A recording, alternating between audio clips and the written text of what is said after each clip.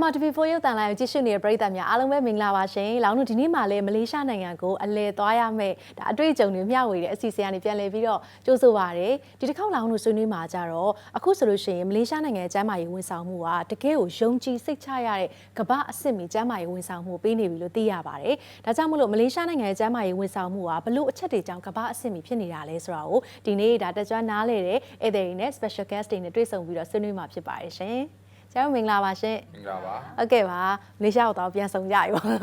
့ဒီတဲ့ TV တွေကနေလာတော့အတွေ့အကြုံတွေသွားနေကြတာဆိုတော့ကြည့်ရှုရပရိသတ်တွေအတွက်ဒီတစ်ခါအပိုင်းအတွက်မိတ်ဆက်ပေးပါအောင်ရှင်ဟုတ်ကဲ့ပါအားလုံးပဲမင်္ဂလာပါကျွန်တော်ကတော့ Malaysia Healthcare Travel Council ရဲ့ Official Partner and Coordinator မြန်မာ Private Energy Company ရဲ့ Operation and Business Development Manager ဒေါက်တာကောင်းမြတ်ပါဟုတ်ကဲ့ပါဒါမင်္ဂလာပါရှင်ကျမနာမည်ကတော့ဒေါက်တာအီမွန်မွန်စောပါကျမကဆရာဝန်တူဦးလေးဖြစ်တယ်လို့မလေးရှားနိုင်ငံကိုသွားရောက်ပြီးတော့ကျန်းမာရေးဆောင်ရှောက်မှုကုသမှုတွေကိုခံယူမှုတဲ့ဒီအတွေ့အကြုံလေးရှိတဲ့လူနာရှင်တယောက်ပါမင်္ဂလာပါရှင်ကျွန်မကတော့ Medic Journey Hacking နဲ့ Yangon Medical Center တို့ရဲ့ Founder and CEO ဒေါက်တာမေမြတ်စောပဲဖြစ်ပါတယ်ရှင်မင်္ဂလာပါဒါပြန်ပြီးတွေ့ရတော့ဝမ်းသာပါတယ်လောင်တို့တွေ့လိုက်တိုင်းမှာလေမလေးရှားနိုင်ငံကိုရောက်သွားတဲ့အုပ်စုဖြစ်နေတယ်လို့နော်အကုန်လုံးကမလေးရှားနိုင်ငံကိုရောက်သွားတယ်လို့မျိုးကြည့်ရှုတဲ့ပရိသတ်တွေခံစားရမှာဖြစ်ပါတယ်အရင်တစ်ခေါက်တုန်းကဆိုလို့ရှိရင်လေဒေါက်တာတို့နှစ်ယောက်ပေါ့နော်မလေးရှားနိုင်ငံကိုသွားလေတဲ့အခါလောင်တို့အစားအသောက်တွေအကြောင်းတွေရောနောက်တခြားသောအကြောင်းတွေပြောတယ်ဒါပေမဲ့ဒီနေ့မှာတော့ဒေါက်တာကြီးလည်းရောက်နေရဲဆိုတော့ကျန်းမာရေးဝန်ဆောင်မှုနဲ့ပတ်သက်ပြီးတော့လောင်တို့အလေးပေးပြီးပြောမှာပါဒါကြောင့်ဒီနေ့မှာမလေးရှားနိုင်ငံမှာဆေးကုမယ်ဆိုရင်ပထမဆုံးဒေါက်တာမေးချင်တာပေါ့နော်အခုမလေးရှားနိုင်ငံရဲ့စေကူတာမှုအနေထားကကမ္ဘာအဆင့်ဘီလို့ပြောလို့ရလောက်တဲ့အထိ world class ဖြစ်နေပြီဆိုတော့လေကိုယ့်ရဲ့အာရှအတွင်းမှာလည်းရှိတယ်မြန်မာနိုင်ငံနဲ့လည်းနီးစပ်တယ်ဒါပေမဲ့ကမ္ဘာအဆင့်မီလည်းဖြစ်နေတယ်ဆိုတော့ဘယ်လိုမျိုးကြောင့်များဒီလိုမျိုးဒေတာအတွင်းမှာကမ္ဘာအဆင့်မီကျန်းမာရေးဝန်ဆောင်မှုတွေမလေးရှားပေးနေလဲဆိုတော့လေဒေါက်တာပြောပြပါဟုတ်ကဲ့ပါကျွန်တော်ဒီအကြောင်းအရာပြောရမယ်ဆိုလို့ရှိရင်ကျွန်တော်နှစ်ချက်နဲ့ပြောချင်ပါတယ်ခင်ဗျာအဲ့တော့မလေးရှားနိုင်ငံကအခုကျွန်တော်တို့အရှေ့တောင်အာရှမှာခေတ်မီဖွံ့ဖြိုးတိုးတက်လာတဲ့ဒီကျန်းမာရေး sector ပေါ့နော်ကျန်းမာရေး sector ဘက်မှာကြည့်မယ်ဆိုလို့ရှိရင်သူတို့အနေနဲ့ဒီလူနာလာရောက်မှုနှုန်းကတဖြည်းဖြည်းမြင့်တက်လာပါတယ်အဲ့တော့အကြောင်းရင်းကတော့ကျွန်တော်တို့နှစ်ချက်ရှိပါတယ်အဲ့တော့အဓိကတော့သူတို့ရဲ့ဒီအစိုးရအနေနဲ့ကျွန်တော်တို့ဒီကျန်းမာရေးစနစ်ကိုကျွန်တော်တို့ဒီ frame တစ်ခုထဲမှာစနစ်တကျနဲ့ကျွန်တော်တို့ကျန်းမာရေးဝန်ဆောင်မှုပေးနိုင်အောင်ထိန်းချုပ်ထားလို့ပဲဖြစ်ပါတယ်နောက်တစ်ခုကတော့ကျွန်တော်တို့ဒီခေတ်မီဖွံ့ဖြိုးတိုးတက်တဲ့ဒီစနစ်ကြီးမှာကျွန်တော်တို့ဒီနည်းပညာတွေဖွံ့ဖြိုးတိုးတက်လာတယ်ဒီလိုမျိုးဆေးရုံကြီးတွေအောက်မှာအရေးသွေးမြင့်ဆရာဝန်ကြီးတွေကုသမှုအောက်မှာပေါ့နော်ကျွန်တော်တို့ဒီလူနာတွေအနေနဲ့ safe environment ဖြစ်ဖြစ်နဲ့ကျွန်တော်တို့ဒီကောင်းမွန်တဲ့ကုသမှုကိုခံယူနိုင်လို့ပဲဖြစ်ပါတယ်ခင်ဗျဟုတ်ကဲ့ပါအဲ့တော့ဒါမလေးရှားနိုင်ငံကမ္ဘာအဆင့်မီဆိုတဲ့စကားလုံးနဲ့တင်ဒါကျန်းမာရေးဝန်ဆောင်မှုမှာတော်တော်ဒါဆွဲဆောင်မှုရှိသွားပြီပေါ့နော်ဆိုတော့ဒီမှာလည်းဒါဒေါက်တာကြီးဒီနေ့ရောက်လာတဲ့အတွက်ကြောင့်မလို့ကြိုးဆိုပါရစေ။နောက်တို့တကယ်ကိုကောင်းတဲ့စကားဝိုင်းတွေအမြဲတမ်းဒေါက်တာကြီးနဲ့တွေ့တိုင်းဆွေးနွေးရပါတယ်။အဲ့တော့ကျန်းမာရေးဝန်ဆောင်မှုကမ္ဘာအဆင့်မီလို့ပြောတဲ့ခါကျတော့တို့ဆေးရုံကိုပဲအရင်ပြေးနေတာပေါ့နော်။ဒီကလူနာတွေလည်းသွားကုမယ်ဆိုရင်ဟာဆေးရုံကဘယ်လောက်ထိ well facilitated ဖြစ်နေလဲဆိုတာပြောကြရဲဆိုဆေးရုံတွေအနေနဲ့ရောဘယ်လိုမျိုးမလေးရှားနိုင်ငံကမ္ဘာအဆင့်မီပြင်ဆင်ထားရရှိလဲရှင်။ဟုတ်ကဲ့ပါကမ္ဘာအဆင့်မီလို့ပြောတဲ့နေရာမှာဒီစံချိန်စံညွှန်းတွေရောပြီးတော့လူနာတွေကဒီဆေးရုံကိုရောက်ရှိသွားတဲ့အခါမှာ patient experience ခေါ်တာပေါ့နော်လူနာရဲ့အတွေ့အကြုံတွေရောဒါတွေအကုန်လုံးကတကယ်ကိုကောင်းမွန်တဲ့ experience တွေကိုရရှိတာကိုမှာတော့ဒီကမ္ဘာအဆင့်မီလို့ပြောချင်ပါတယ်နောက်တစ်ခုကကျတော့ဒီမလေးရှားနိုင်ငံမှာရှိတဲ့ဆေးရုံတွေမှာသူကတကယ်ကိုအဆင့်တန်းမီတဲ့ MRI စက်တွေနောက်ပြီးတော့ CT scan ပုံရိပ်ဖော်တဲ့စနစ်တွေဒါတွေကလည်းသူတို့ကရှိနေတယ်နောက်ပြီးတော့အမားတို့အတွက်တကယ်ကိုရေးကြည့်ရပေါ့နော်ဟုတ်ကဲ့ပါအဲ့တော့ဒေါက်တာဆိုတဲ့အစမိတ်ဆက်တုန်းကကိုယ်တိုင်ကလည်းပဲဒါဆရာဝန်လည်းဖြစ်တယ်လို့ကိုမိသားစုရဲ့လိုအပ်တဲ့ကျန်းမာရေးအတွက်ရွေးချယ်တဲ့ခါလည်းမလေးရှားကိုရွေးချယ်ခဲ့တာပေါ့နော်ဆိုတော့အခုခေတ်မှာကလောင်းတို့ကနီးပညာတိုးတက်တာကိုလည်းလူတွေကဦးစားပေးတယ်လို့ဝန်ဆောင်မှုအပိုင်းကိုလည်းအရန်ခရီးစိုက်ကြတယ်ဟို service kit တစ်ခုရောက်လာတာပေါ့နော်ဘယ်လောက်ထိ तू က service ကောင်းကောင်းပေးနိုင်လဲဆိုတာပေါ့မူတည်ပြီးသူ့ value ကပိုတက်တာဆိုတော့ဒီမှာလည်းသွားပြီးတော့ကုသတဲ့ခါမှာဒေါက်တာပြောရတဲ့မှာဝမ်းသာစရာဟိုလူနာတွေနဲ့ဆက်ဆံရေးအရန်ကောင်းတယ်ပေါ့နော်ဟိုကိုဘာသာစကားမတူတာတွေဘာမှစိတ်ပူစရာမလိုဘူးအရန်နှွေးထွေးမှုရှိတယ်လို့ဆိုလိုတာပေါ့နော်ဟုတ်တယ်လူနာတွေကိုနွေးနွေးထွေးထွေးဆက်ဆံတဲ့အခါကျတော့လူနာတွေကဒီဆေးရုံကိုရောက်သွားတဲ့အခါမှာဆေးရုံကြီးကိုရောက်သွားတယ်လို့မခံစားရတော့ဘူးပေါ့နော်ကိုယ့်ရဲ့ဒီ family doctor တွေနဲ့တွေ့နေရတယ်လို့ပဲပြီးတော့ကိုယ့်နိုင်ငံမှာဆေးကုနေရတယ်လို့မျိုးခံစားမှုမျိုးတွေခံစားရပါတယ်ဟုတ်အမောက်ကိုယ်တိုင်လည်းအဲ့ဒါမျိုးတကယ်ကိုခံစားခဲ့ရတာပါဟုတ်ကဲ့ပါအဲ့ဒေါက်တာကျတော့သူကဟိုကိုယ်တိုင်သွားပြီးကုခဲ့တဲ့သူရဲ့အတွေ့အကြုံတွေနဲ့လည်းပြောတာဆိုတော့လောင်းလို့ပို့ပြီးတော့လည်းဟို သွားကုကျင်တဲ့သူတွေအတွက်တကယ်ကောင်းတဲ့အတွေ့အကြုံတွေထပ်ပြီးတော့သိရအောင်မယ်လို့ထင်ပါတယ်အဲ့တော့အရင်တစ်ပတ်တော့လည်းဒေါက်တာနဲ့အတူတူပြောကြရအများကြီးရှိတယ်ပေါ့နော်ဆိုတော့ဒါကလည်းမေးဖို့လေးရှိပါသေးတယ်အဲ့တော့အခုကတော့လောင်းကကျမ်းမာရေးဆေးရုံတွေအကြောင်းပြောတဲ့အခါကျတော့ယောဂအကြောင်းတွေမေးချင်တာပေါ့နော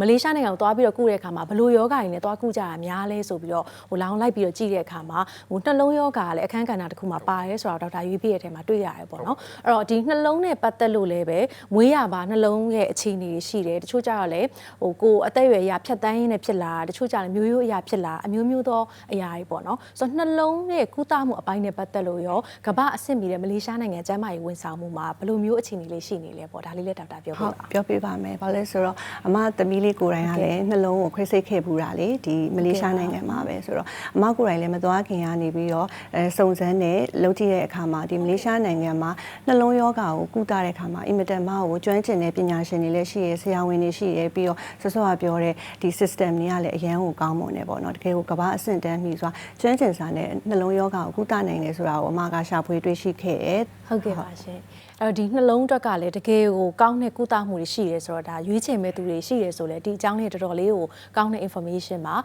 နောက်ထပ်ကကြတော့လေလောင်းတို့ဒီအခုခေတ်မှာကဒီကလေးရဖို့အတွက်စူးစမ်းကြရဲပေါ့နော် fertility အပိုင်းတွေလည်းပို့ပြီးတော့ခေတ်စားလာကြတယ်celebrity တွေပဲဖြစ်ဖြစ်တချို့မိသားစုဝင်တွေဆိုရင်ဒီလိုမျိုးကလေးကိုသွားပြီးတော့ယူတာမျိုးတောင်မှရှိလာကြရဲဆိုတော့လေတော်တော်ခေတ်စားတဲ့အပိုင်းပါအဲ့တော့မလေးရှားနိုင်ငံကကမ္ဘာအဆင့်မီအနေနဲ့ကလေးရဖို့အတွက်စူးစမ်းကြတဲ့မောင်နှံတွေအတွက်ဘယ်လိုမျိုးများသူတို့ပြင်ဆင်ထားရမျိုးရှိလဲဘယ်လောက်ထိအောင်မြင်မှု rate ပေါ့နော်လူတွေကဒါအတွက်ဆိုဘယ်လောက်အောင်မြင်မှု rate ရှိလဲသိကျင်ကြတာဆိုလေဒေါက်တာအဲ့ဒါလေးပြောပြပါအောင်ရှင်ဟုတ်ကဲ့ပါဟုတ်ဒီလိုမျိုးခင်ပါပေါ့နော်ကျွန်တော်တို့ဒ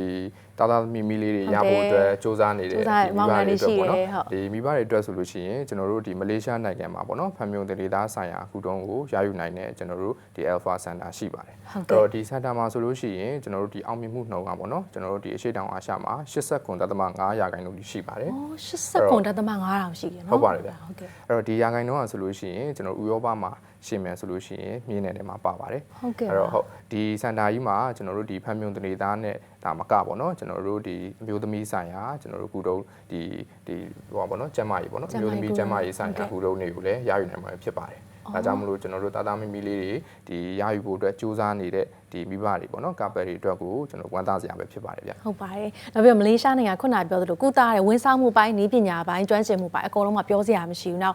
်ဈေးစကားအဖြစ်ကြည့်မယ်ဆိုလဲဒေါက်တာအရင်တော့ဆွေးနွေးပေးသလိုမျိုးလေးနော်အဆင်ပြေတာတွေလည်းရှိရဲဆိုတော့လေနောက်ထပ်ကတော့လောင်းကလူကြီးတွေအတွက်ပေါ့နော်လူကြီးတွေဆိုတော့တော်တော်များများအသက်အရွယ်ကြီးလာလောင်းတို့အုံနောက်အာယုံကြောအပိုင်းတွေကနည်းနည်းလေးပို့ပြီးတော့ရှုပ်ထွေးမှုလေးရှိလာတတ်တယ်နောက်ပြီးအခုကျတော့လဲလူတွေကရာသီဥတုအခြေအနေတွေကိုမျိုးရိုးတွေဒါပြောလို့မရဘူးဆိုတော့အုံနောက်အာယုံကြောအပိုင်းကလည်းနောက်ပိုင်းလူတွေတော်တော်များများဖြစ်တဲ့တဲမှာပါလာရဲဆိုတော့မလေးရှားနိုင်ငံကရောလောင်းတို့အုံနောက်အာယုံကြောပိုင်းမှာဘယ်လောက်ထိရှုပ်ထွေးတဲ့ case တွေကိုသူတို့ကောင်းကောင်းမွန်မွန်နဲ့ပြင်ဆင် handle လုပ်နိုင်လဲပေါ့နော်ဒေါက်တာဟုတ်ကဲ့ပါဟုတ်ကျွန်တော်တို့ဒီအုံနောက်နဲ့အာရုံဆိုင်ရာဒီယောဂပေါ့နော်ဒီကုလုံးတွေကိုကြည့်မယ်ဆိုလို့ရှိရင်ကျွန်တော်ပထမအောင်ဆုံးစဉ်းစားရမှာအချိန်ပါအဲ့တော့အဓိကဒီယောဂဆိုလို့ရှိရင်အုံနောက်ဖြစ်တဲ့အုံနောက်နဲ့ဆိုင်တဲ့ကျွန်တော်တို့ပေါ့နော်ကျွန်တော်တို့ဒီပတ်သက်တဲ့ယောဂဖြစ်တဲ့အတွက်ကြောင့်ကျွန်တော်တို့ကအချိန်မီကုသဖို့လိုပါတယ်မှန်ပါတယ်ဒေါက်တာကျွန်တော်ဆိုလိုတာကတော့ကျွန်တော်တို့ဒီ diagnosis ပေါ့နော်ကျွန်တော်တို့ဒီ diagnosis သိပြီးခြင်းမှာကျွန်တော်တို့ကုသနိုင်ဖို့အရေးကြီးပါတယ်အဲ့တော့ဒီမလေးရှားနိုင်ငံမှာဆိုလို့ရှိရင်ကျွန်တော်တို့အစစရရကျွန်တော်တို့ဒီအဆင်ပြေအောင်ဒီမသွားခင်မှာကျွန်တော်တို့အနေနဲ့ဒီစောင့်ရပေးနိုင်တာဖြစ်တဲ့အတွက်ကြောင့်ဒီအုံနောက်နဲ့အာရုံကြောဆိုင်ရာဒီကုသမှုအတွက်ကိုပေါ့နော်ကျွန်တော်တို့ဒီ KPJ လို့ခေါ်တဲ့ဒီ Center Health Center မှာကျွန်တော်တို့ကုသလို့ရပါတယ်အဲ့တော့ဒီ Center ကြီးอ่ะဆိုလို့ရှိရင်လည်းကျွန်တော်တို့မလေးရှားနိုင်ငံမှာ top ဖြစ်တဲ့ဒီ healthcare center တခုဖြစ်ပါတယ်အဲ့တော့ဒီမှာဒီလိုမျိုးဒီမလေးရှားမှာဒီ center ရှိတဲ့အတွက်ကြောင့်လည်းကျွန်တော်အုံနောက်နဲ့အာရုံကြောဆိုင်ရာကုတုံးတွေကိုဒီမြန်မာနိုင်ငံသားတွေအနေနဲ့လည်းကုသလို့ရနိုင်မှာဖြစ်ပါတယ်ဗျအဲ့ဒါလေးလောင်းစိတ်တင်ပေါ့နော်ကုသတာထက်သူကလေကြိုတင်ပြီးတော့စစ်ဆေးတဲ့အပိုင်းတွေမှာပါအထူးသဖြင့်လောင်းတို့လူကြီးတွေပေါ့နော်ပိုးပွားရဲ့အဖေမေဆိုလို့ရှင်လည်းပဲဒီအပိုင်းတွေကဂရုစိုက်တင်နေထင်ပါတယ်ဒေါက်တာဒီတစ်ခါဝေးချင်တာကြတော့ပေါ့နော်တစ်ခါလည်းလောင်းခရီးသွားတဲ့အကြောင်းတွေအများကြီးပြောကြရဆိုအခုကတော့နည်းနည်းကျမ်းမာရေးအကြောင်းလေးပိုဖြစ်သွားတာပေါ့အခုကအယိုးစစ်ပိုင်းလေးပါဒေါက်တာတော်တော်များများလေးဒူးပြဿနာအရန်ဖြစ်တယ်ပေါ့နော်knee replacement တွေလုပ်တာတွေအယိုးကြောစစ်တွေဆိုရင် तू ကပြန်ပြီးတော့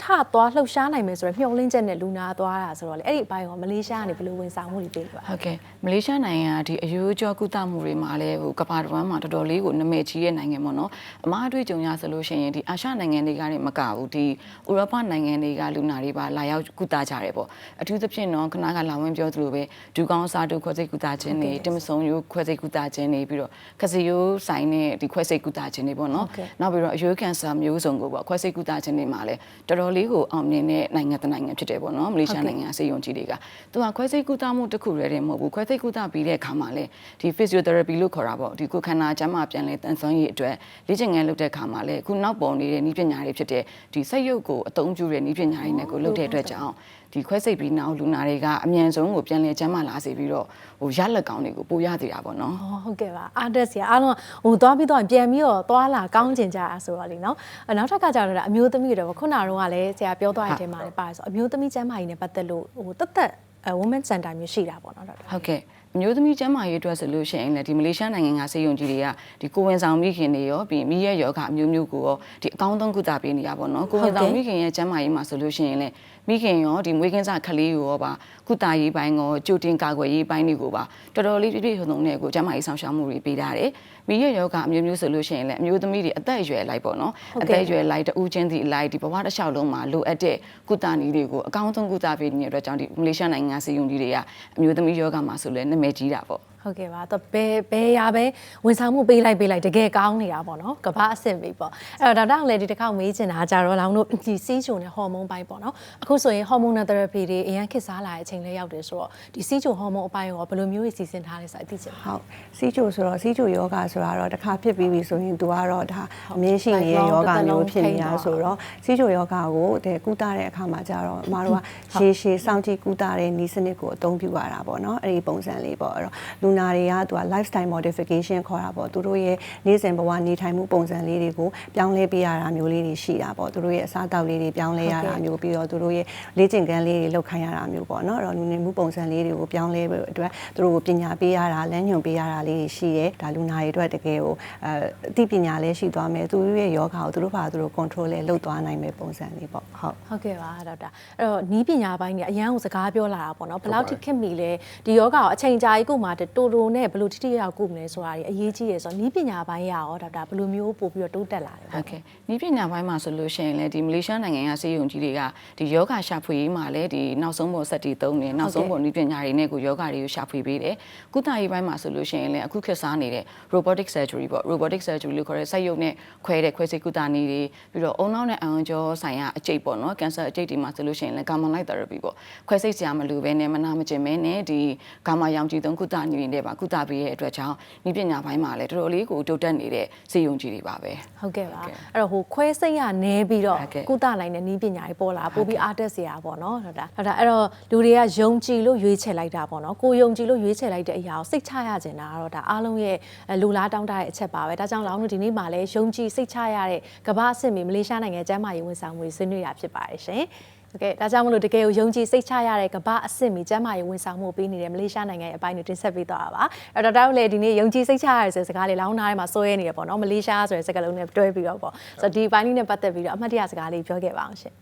ဟုတ်ကဲ့ပါအဲ့တော့မလေးရှားနိုင်ငံကကျွန်တော်တို့ကျန်းမာရေးနဲ့ပတ်သက်လို့ယုံကြည်စိတ်ချရတဲ့နိုင်ငံဖြစ်ပါတယ်ကျွန်တော်တို့ကုသမှုပိုင်းဆိုင်ရာမှာရောကျွန်တော်တို့အစရရအဆင်ပြေအောင်လှုပ်ဆောင်ပေးနိုင်တယ်လို့ကျွန်တော်တို့ဇီနိုရကြည့်မယ်ဆိုလို့ရှိရင်လည်းတင်းတင်းနဲ့ဇီနိုနဲ့အကောင်းဆုံးကုသမှုကိုရရှိနိုင်မှာဖြစ်ပါတယ်ဗျဟုတ်ကဲ့ပါဟုတ်ကဲ့ပါရှေ့ရဒေါက်တာပြောသွားသလိုပါပဲမလေးရှားနိုင်ငံမှာကျန်းမာရေးစောင့်ရှောက်မှုတွေခံယူရတာကုသမှုတွေခံယူရတာတကယ်ကိုယုံကြည်စိတ်ချမှုအပြည့်အဝရတာဖြစ်တဲ့အတွက်